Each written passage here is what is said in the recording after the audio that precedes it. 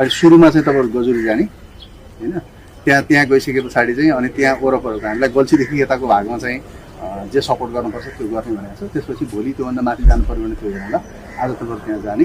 अब फर्स्ट एडको र अरू प्रारम्भिक कुराहरू चाहिँ अब स्वास्थ्यसँग सम्बन्धित स्वास्थ्यकर्मी साथीहरू त्यहाँ गर्नुहुन्छ।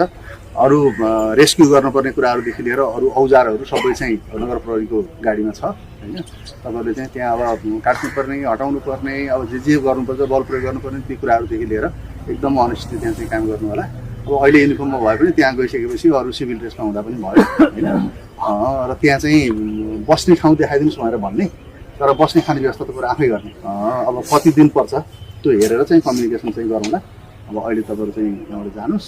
अब त्यहाँ गइसके पछाडि चाहिँ जाजरकोट गएको भूकम्पको बेला गएको टोली पनि त्यो साथीहरू पनि तपाईँहरू हुनुहुन्छ। त्यस कारणले गर्दा आकस्मिक रूपमा कसरी उद्धार गर्न सकिन्छ, कसरी काम गर्ने भन्ने पनि तपाईँहरूलाई नलेज छ। नातिकन राम्रोसँग काम गर्नु होला। र त्यहाँ पुगिसकेपछि त्यहाँको पालिकाको प्रमुखहरूलाई, गाउँपालिकाको, नगरपालिकाको जुन जुन ठाउँमा जानुपर्ने हुन्छ त्यहाँको जनप्रतिनिधिहरूसँग कोअर्डिनेसन गरेर त्यहाँको प्रहरी कार्यालयहरूसँग कोअर्डिनेसन गरेर चाहिँ काम गर्नु होला।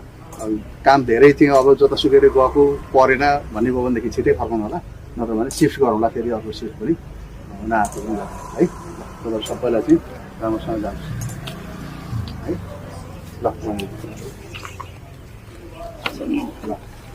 राम्रोसँग चलाउन गाडी है। ल तपाईँको त झोला नै लाग्यो।